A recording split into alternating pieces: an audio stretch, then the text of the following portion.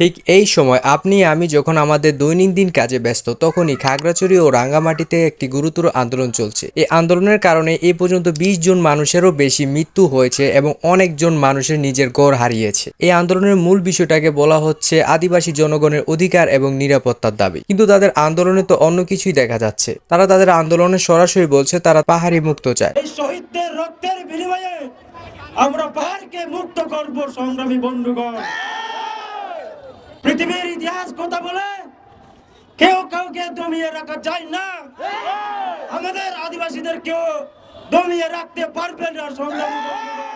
মানে তারা এটা সরাসরি বলেই দিল যে তারা বাংলাদেশ ভেঙে নতুন আরেকটি দেশ চায়। কিন্তু কেন? তার আগে চলুন আসল ঘটনাটি শুরু থেকে জানি। 18 সেপ্টেম্বর খাগড়াছড়িতে একটি মোটরসাইকেল চুরির ঘটনাকে কেন্দ্র করে মোহাম্মদ মামুন নামক এক যুবক নিহত হন। এই হত্যাকাণ্ডের পর স্থানীয় জনগণ ক্ষুব্ধ হয়ে ওঠে এবং বিক্ষোভ শুরু করে। বিক্ষোভ চলাকালীন ইউপিডিএফ মূল সদস্য দ্বারা হামলা ঘটনা ঘটে, যেখানে গুলি ছোড়ানোর ঘটনা ঘটে। এই ঘটনার ফলে পরিস্থিতি আরো উত্তপ্ত হয় এবং স্থানীয় ব্যবসায়ীদের দোকানপাটে অগ্নিযোগের মতো ঘটনা ঘটে। এই আন্দোলনের লক্ষ্য আদিবাসী জনগণের বিভিন্ন সংগঠন, বিশেষ করে চাকমা ও অন্যান্য জাতিগোষ্ঠী দীর্ঘমেয়াদী আন্দোলনের ডাক দিয়েছে। তারা বৈষম্য ও অবিচার বিরোধের দাবিতে সোচ্চার হয়েছে। কিন্তু এখানে একটা কথা, এই পাহাড়ি এলাকার মানুষরা যে আন্দোলন করছে, এখানে কি ভারতের কোনো প্রভাব আছে? সরকার কি বলছে? সরকার বলছে এই সহিংসতা একটি পরিকল্পিত ষড়যন্ত্র, যা সরকারকে অস্থিতিশীল করার উদ্দেশ্য ঘটানো হচ্ছে। বিএনপি নেতা মির্জা ফখরুল ইসলাম আলমগীর বলছেন যে এই সহিংসতা সরকারের বিরুদ্ধে একটি বৃহত্তর ষড়যন্ত্রের অংশ।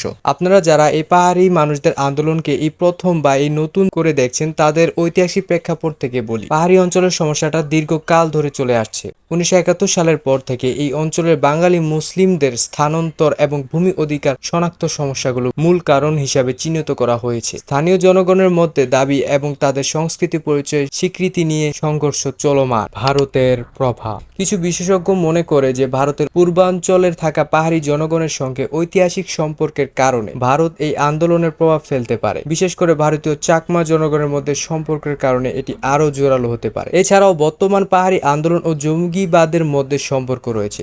কুকি-চিন ন্যাশনাল ফ্রন্ট কেএনএফ নামক সন্ত্রাস গোষ্ঠী জঙ্গিবাদ কার্যক্রমে জড়িত।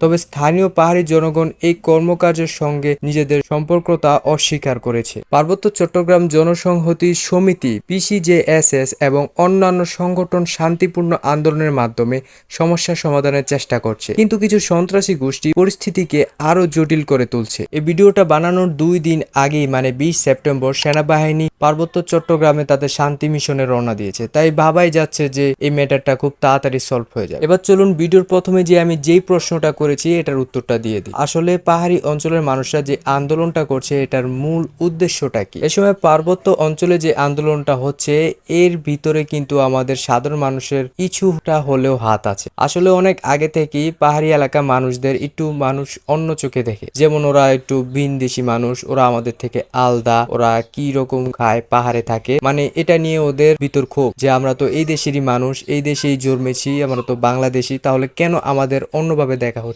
আমাদের কেন আলাদাভাবে ধরা হচ্ছে? এসব কারণেই ওদের ভিতর আরো আস্তে আস্তে ক্ষোভ বাড়ে, যার কারণে ওরা এইসব দাবি করছে। এর থেকেই বোঝা যায় যে এই আন্দোলনটা এমনি এমনি হচ্ছে না। এর ভিতর কোনো না কোনো সন্ত্রাসী গ্রুপের হাত আছে, ভিনদেশী ষড়যন্ত্র আছে এবং আমাদের সাধারণ মানুষেরও কিছুটা হলেও হাত আছে। বাংলাদেশ সরকারকে এই ম্যাটারটা খুব তাড়াতাড়ি সলভ করতে হবে, না তো আমি দেখতে পাচ্ছি এর ভবিষ্যৎ খুবই খারাপ হবে।